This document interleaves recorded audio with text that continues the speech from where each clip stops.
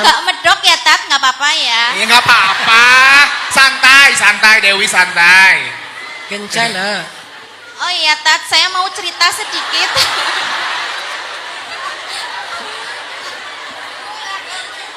Sebenarnya yang fans sama Ustadz itu suami saya. Oh, suaminya mana? Di rumah. Kenapa nggak diajak Mbak Dewi? Capek. Jadi dulu tuh suami saya sering banget dengerin Ustadz ngaji, terus ngikutin Pasti ngaji. karena dikira cewek ya? Enggak. Oh enggak. Karena lihat Ustadz tuh kayak berwibawa terus. Jadi suka sama suaranya Ustadz yang khas.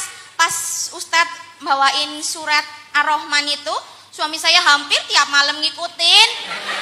Mirip, suaminya mirip. Suaranya. Enggak. Oh enggak. Ya langsung ke pertanyaan ya Ustadz. Alhamdulillah. Kirain mau cerita suaminya. Alhamdulillah Mbak Dewi silakan. Silakan Mbak Dewi. Sebenarnya sih pertanyaan saya sudah ada di pertanyaan yang Mbak yang pertama itu dan saya sudah menerima jawaban. Oh ya udah wassalamualaikum. Kenapa masih angkat tangan ya? Kenapa ngacung? Apakah boleh pertanyaan saya lempar ke adik saya? Oh Jasi. joki, Anda joki ya? Enggak, bukan gitu. Karena saya rasa adik saya yang benar-benar membutuhkan jawaban dari Ustaz. Boleh. Kita Terima kasih, boleh tepuk tangan. Boleh. Bisa gitu ya? Ini adik saya Ustaz dan saya anak kedua perempuan. Oke. Oh, anak kedua perempuan. Ada kedua perempuan Anak Ustaz. kedua perempuan. Tadi Mbak Dewi udah mengenalkan suaminya, adiknya siapa lagi yang mau dikenalin siapa lagi? Ayo. Udah cukup. Terima kasih sekali. Boleh Ustaz? Boleh. Silahkan. Assalamualaikum warahmatullahi wabarakatuh semuanya. Waalaikumsalam. Warahmatullahi wabarakatuh. Siapa namanya Mbak? Perkenalkan nama saya Wulandari. Kok ngeblur? Oh ya. Maaf ya.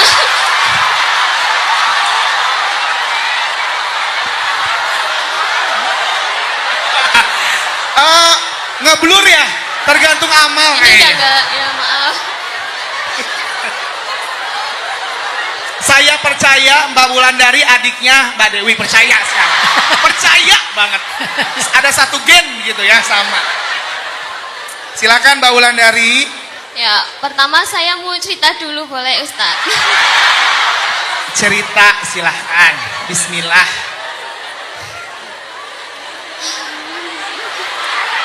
Ustaz sabar ya, maaf ya. Enggak, saya lagi kepikiran apa kita ngopi dulu ya? Ini langsung cerita Ustadz beneran. Ya, silakan nggak Mbak bohong. Wulan. Ya, saya anak terakhir dari 4 bersaudara Iya. Ustadz. Mbak Dewi anak kedua, saya tahu.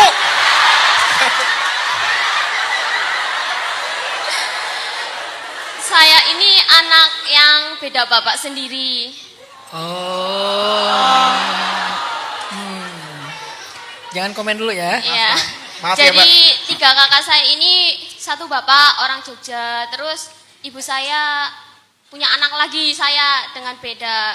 Gimana? Jadi Maksudnya beda bapak kan? iya. Oke, berarti anak pertama dari bapak yang ini. Ya betul Ustadz. Kadang saya sedih banget ya. Nangis. Sedih. Ini lagi sedih. Oke, Mbak Wulan, nggak apa-apa. Maaf ya Mbak Wulan ya. Nggak apa-apa. Saya dari kecil, dari dalam kandungan malah nggak pernah ketemu ingat? bapak saya. Saya lupa. Hanya dalam kandungan ibu saya nggak pernah ketemu bapak saya. Maaf ya, mereka bukan mentertawakan, cuman memang seneng aja ngelihat gaya Mbak Dewi itu keren. Mbak Wulan itu keren. Ya Wulan. Ya. Maaf. Oke. Ya, kadang saya sebenarnya iri banget. Kadang saya sampai WA ke bapak kakak-kakak saya, nganggap dia itu bapak saya. Kadang saya terlihat humoris ya di depan orang, tapi saya juga pengen punya bapak kayak orang-orang Ya. gitu. Terus Eh, saya nggak tahu sebenci apa bapak saya sampai dia menyuruh ibu saya menggugurkan saya sampai 3 kali. Saya terima kasih banget pada ibu saya. Dia sampai sekarang single woman ya, belum menikah, mau ada yang mau. Mbak, lagi sedih.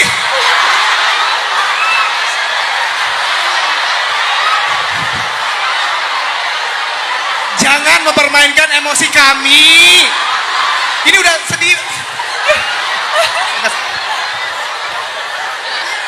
Menuju klimaks tadi ya. Ini nggak jadi, mau turun air mata nggak jadi, naik lagi. Ibu saya dulu disuruh menggugurkan saya sampai 3 kali dan nggak tahu kenapa Tuhan masih memberi saya umur sampai sekarang ini mau 21 tahun. Makasih banget ya buat ibuku, ini harus nonton. Aku sebenarnya sayang banget sama ibuku, tapi aku kadang gengsi ya ngomongnya. Sebentar, mungkin kita telepon ibunya ya. Berapa nomor WA-nya? Jadi Ya. saya nggak tahu ya, bukannya saya nggak bersyukur ya Ustadz, kalau dibilang hidup saya enak, saya nggak enak-enak banget sih, tapi saya juga nggak susah-susah banget. Saya di sini pengen bertanya, kenapa ya kok aku yang dikasih ujian kayak gini sama Tuhan? Kenapa aku nggak punya bapak? Kenapa bapakku sebenci itu sama aku? Padahal dia belum sama sekali melihat aku, dia udah mau ngebuang aku. Saya yakin kalau ayah Mbak Wulan ngelihat Mbak Wulan, dia akan sayang banget sama Mbak Wulan. Setiap orang pernah melakukan kesalahan, Mbak. Setiap orang pernah melakukan kesalahan. Toh saya juga sebagai ayah punya kesalahan. Semua orang punya. Ayah saya juga pernah melakukan kesalahan kepada saya. Siapa sih yang nggak punya kesalahan? Kita nggak hidup bersama Rasulullah. Cuman Rasulullah manusia sempurna. Selain Rasulullah, semua orang pernah berbuat kesalahan. Bahkan para sahabat ahli surga juga berbuat kesalahan. Maka ketika kita bisa berdamai dengan kenyataan itu, saat itulah kita mulai agak bisa berdamai dengan apa yang kita rasakan. Jadi ayahnya Mbak Wulan, ayah saya sebagai ayah, dan ayah-ayah yang lain, semua pernah berbuat kesalahan. Cuman kita nggak cerita aja kesalahan-kesalahan kita apa ya. Tapi kan semua pernah berbuat kesalahan kan? Boleh nggak kita memahami bahwa itulah fakta kehidupan. Tapi saya yakin kok, kalau ayahnya masih hidup, ayahnya bangga kok sama Mbak Wulan. Cuman mungkin takdir berkata lain, beliau sudah pergi. Tapi seandainya beliau masih hidup, insya Allah beliau nggak kayak gitu. Beliau akan bangga sekali. Jadi Mbak Wulan jangan berkecil hati ya. Mbak Wulan adalah seorang perempuan yang pantas dibanggain sama ayahnya. Sampai sekarang saya belum pernah ketemu ayah saya sama sekali, Ustadz. Saya juga nggak tahu dia masih hidup apa enggak. Saya kadang merasa berdosanya kayak gini, Ustadz. Saya sholat selalu mendoakan orang tua saya, terutama ibu saya. Tapi dosa nggak Ustadz kalau ini mungkin banyak ya anak perempuan ngerasain sama kayak saya, nggak dipeduliin sama ayah, pasti ada sisi kenapa sih kok jahat banget, padahal dia harusnya menjadi cinta pertama buat kita. Sampai aku nggak tahu sosok ayah itu gimana sih gitu. Kadang aku di luar ngeliat orang kayak di kemarin lah di Mixu anak Iya, itu brand ya. Di suatu tempat ya. Mbak di endorse. Oh enggak. Di suatu tempat lah. Saya melihat keluarganya itu kelihatan harmonis banget. Tapi kita nggak tahu ya. Saya cuma melihat dari depan saja. Mereka dibeliin sesuatu sama ayahnya. Aku bisa ngebeli itu sendiri aku bisa. Tapi aku juga kepengen dibeliin sama ayahku. Kenapa ya Ustadz, kok saya yang dikasih ujian kayak gini? Saya selama ini emang di depan ibu saya, kakak saya, termasuk karena emang keluarga kita keluarga harmonis, humoris. Tapi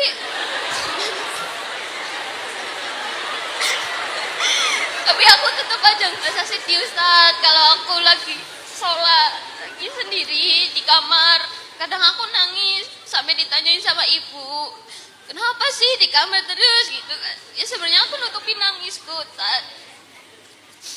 Terus kadang aku ngerasa sekecewa itu sampai ninggalin sholat Ustaz. Padahal dulunya aku kalau dengar azan aja udah geter banget, perasaan aku kayak pengen sholat gitu. Tapi kalau sekarang itu kayak sakit banget Ustaz kalau keingat perbuatan ayah saya yang ninggalin saya. Udah? Mohon bantuannya Ustaz, biar gimana. Ya, terusin. Makasih Ustaz. Semuanya. Wassalamualaikum warahmatullahi wabarakatuh. Waalaikumsalam. Semangat buat Mbak Ulan. Kita kasih support Mbak Ulan. Mbak Ulan dan teman-teman sekalian, kita kan lagi belajar ya, lagi belajar untuk mengganti metode belajar dari hidup. Bertanya bukan cara belajar tentang hidup. Apalagi mempertanyakan, bukan cara belajar tentang hidup. Ini bukan saklek, bukan galak ya, bukan gak mau memahami perasaan, bukan. Tapi emang metodenya kayak gitu, rumusnya kayak gitu. Di sekolah kita bertanya, tapi di hidup kita belajar menerima, baru kita akan ngerti. Saya cuma berharap Mbak Ulan jadi ngerti. Maka cara untuk mengerti itu, Mbak Ulan belajar mengatakan kalimat tadi, la ba'sa. Nah sekarang yang saya pengen membesarkan hati Mbak Ulan supaya mampu mengatakan la ba'sa adalah, Mbak Ulan itu gak sendiri dengan kondisi kayak gini. Tahu nggak Mbak Ulan, ada seorang perempuan yang keren banget, dicintai Allah banget, mulia banget, sampai jadi nama surat di Al-Quran, nasibnya sama loh dengan Mbak Ulan. Siapa namanya? Sayyidah Maryam, yang juga anak yatim. Yang dari kecil dia dirawat oleh pamannya Zakaria. Tapi dengan penerimaannya terhadap kondisinya, Allah sendiri yang merawatnya kemudian. Sampai diberikan rezeki dari langit. Memang kita nggak ada di level itu untuk dapat rezeki langsung dari langit. Tapi kan bukankah semua rezeki kita emang dari Allah kan? Jadi Mbak Ulan itu nggak sendiri. Ini yang Mbak Ulan perlu rasakan sebagai sebuah kemuliaan. Mungkin bukan keberuntungan, tapi kemuliaan. Bahwa Mbak Ulan dikasih ujian yang sama dengan yang Allah berikan kepada Sayyidah Maryam. Berarti kalau Sayyidah Maryam itu mulia, insya Allah Allah juga melihat Mbak Ulan itu sebagai perempuan mulia. Makanya diberikan ujian yang sama. Nah sekarang challenge-nya adalah, bisa nggak Mbak Ulan belajar untuk bertahan seperti Sayyidah Maryam? Sampai kemudian nanti Allah bahagiakan dengan cara yang lain. Bahkan yang lebih sulit lagi, udahlah nggak punya ayah, nggak punya suami lah gitu. Insya Allah Mbak Ulan nggak seberat itu. Mungkin nggak merasakan peran seorang ayah, tapi insya Allah nanti Mbak Ulan akan bahagia ngelihat anak Mbak Ulan itu punya ayah yang utuh insya Allah. Mudah-mudahan kesabaran dan penerimaan ridhonya Mbak Ulan dengan kondisi ini, Allah ganti dengan mendapatkan first love-nya dari seseorang yang akan menjadi suaminya Mbak Ulan, sekaligus ayah terbaik buat anak-anaknya Mbak Ulan. Pertama, ikut mendoakan Mbak Ulan. Yang kedua, makasih ya Mbak Ulan udah menghibur kita semua. Kita sangat enjoy ya, karena Mbak Ulan luar biasa. Oh iya, Mbak Dewi juga. Mbak Dewi. Ya Mbak Dewi, iya siap. Mbak Dewi paling berjasa ya. Sebagai jokinya tadi ya. Sebagai jokinya. Saya nggak kebayang ya, keluarga mereka itu cheerful banget ya. Selalu ketawa, ada aja. Jadi kayak ada aja gitu. Sampai, apa tadi? Tempat es krim teh? Biksu. Itu bisa dimention dan itu bisa pecah banget gitu kan.